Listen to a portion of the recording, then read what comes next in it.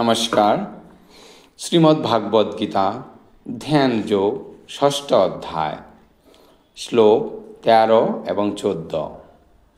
সমং কারো শীঘ্রীবং ধারয়ন্নচলং স্থির সংপ্রেক্ষ নাসিকাগ্রং সং দিশাঞ্চান বলোকয়ন প্রশান্তান্তা বিপোততির্ব্রহ্মচরিত্রবতে স্থিত মনসংনস্য মচিত্তযুক্ত আশিত মৎপর।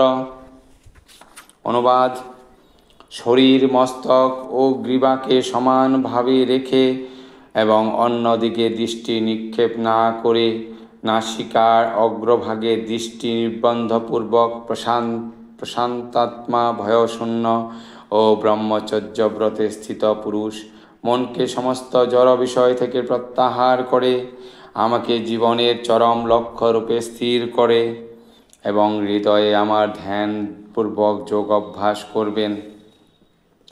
তাৎপর্য: জীবনের উদ্দেশ্য হচ্ছে শ্রীকৃষ্ণকে জানা, যিনি চতুর্ভুজ বিষ্ণুমূর্তিতে সকলের হৃদয়ে পরমাত্মা রূপে বিরাজ করছেন। যোগ সাধন করার উদ্দেশ্য ভগবান এই পরমাত্মা রূপের অন্বেষণপূর্বক দর্শন করা। এছাড়া যোগের আর কোনো উদ্দেশ্য নেই। জীবের হৃদয়ে বিরাজমান বিষ্ণুমূর্তি শ্রীকৃষ্ণের এই অংশ। চতুর্ভুজ বিষ্ণুরূপী পরমাত্মাকে দর্শন করার অভিপ্রায় না নিয়ে যে যোগ অনুশীলন করে সে কেবল অনর্থক সময়ের অপচয় করে। জীবনের পরম লক্ষ্য পরমেশ্বর ভগবান শ্রীকৃষ্ণ এবং হৃদয়ে অবস্থানকারী পরমাত্মা হলেন। যোগ অভ্যাসের পরম লক্ষ্য জীবের হৃদয়ে বিরাজমান পরমাত্মা রূপী শ্রী বিষ্ণুকে উপলব্ধি করতে হলে পূর্ণ ব্রহ্মচর্য পালন করতে হয়। তাই যোগীকে গৃহত্যাগ করে নির্জনে একাকী অবস্থানপূর্বক পূর্বোক্ত বিধি অনুসারে ভগবানের ধ্যান করতে হয়। ঘরে অথবা বাইরে দৈনিক মৈথুন পরায়ণ হয়ে তথাকথিত যোগ অভ্যাস করলে কখনোই যোগী হওয়া যায় না।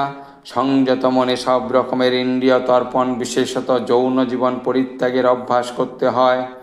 মহর্ষি যাজ্ঞবল্ক্য রচিত ব্রহ্মচর্য ব্রত সন্দর্ভে বলা হয়েছে, কর্মণা মনচা বাচা সর্বাবস্তু সর্বদা সর্বত্র মৈথুন ত্যাগ ব্রহ্মচর্যং প্রচক্ষতে।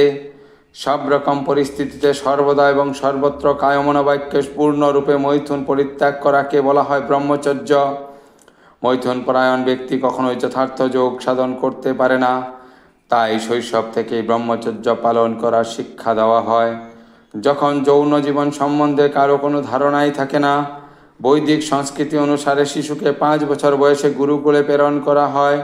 সেখানে গুরুদেব তাকে ব্রহ্মচর্য সম্বন্ধে দৃঢ় সংযমে শিক্ষাদান করেন। এইভাবে সুনিয়ন্ত্রিত না হলে ধ্যান, জ্ঞান অথবা ভক্তি আদি কোনো যোগের পথেই অগ্রসর হওয়া যায় না।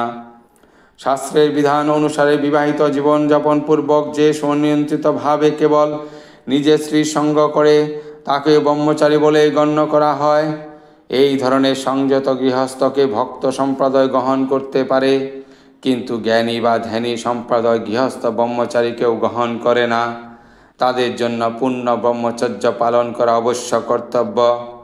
ভক্তি মার্গে গৃহস্থ ব্রহ্মচারীর জন্য নিয়ন্ত্রিত দাম্পত্য জীবন অনুমোদন করা হয়, কারণ ভক্তিযোগ এত বলবতী যে উৎকৃষ্ট ভগবত সেবায় নিয়োজিত হবার ফলে যৌন জীবনের প্রতি আকর্ষণ আপনা থেকেই অন্তর্হিত হয়ে যায়। ভগবদ্গীতায় বলা হয়েছে, বিষয়া বিনিবর্তন্তে নিরাহারস্য দেহিন রসবর্জং রসোপহাস্পাস্য পরং দৃষ্টা নিবর্ততে। আর সকলকে জোর করে ইন্দ্রিয় সংযম করতে হলেও উচ্চতর স্বাদ আস্বাদন করার ফলে ভগবদ্ভক্ত সৎপ্রবৃত্ত হয়ে সংযম অবলম্বন করেন। ভক্ত ছাড়া আর কেউ এই অপ্রাকৃত আনন্দের স্বাদ পায় না। বিগতভি পূর্ণরূপে কৃষ্ণ ভবনামৃত লাভ করতে না পারলে নির্ভীক হওয়া যায় না। বদ্ধজীব তার বিকৃত স্মৃতির জন্য স্বরূপ বিস্মৃত হয়ে শ্রীকৃষ্ণের সঙ্গে তার সম্পর্কের কথা ভুলে যাওয়ার ফলে সর্বদাই ভীত। শ্রীমদ্ভাগবতে বলা হয়েছে, ভয়ং দ্বিতীয়া ভিনিবেশত স্যাদি সাদপেতস্য বিপর্যয় স্মৃতি। কৃষ্ণ ভাবনামৃতেই হচ্ছে ভয় থেকে মুক্ত হওয়ার একমাত্র অবলম্বন। তাই কৃষ্ণ ভাবনাময় ভক্তই কেবল যথার্থভাবে যোগ অভ্যাস করতে পারেন। আর যেহেতু যোগ সাধন করার পরম লক্ষ্য হচ্ছে অন্তর্যামী ভগবানকে দর্শন করা, তাই নিঃসন্দেহে কৃষ্ণ ভাবনাময় ভক্তই শ্রেষ্ঠ যোগী। এখানে যে যোগের কথা বলা হয়েছে তা তথাকথিত জনপ্রিয় সমস্ত যোগের শিক্ষা থেকে সম্পূর্ণ ভিন্ন। ধন্যবাদ।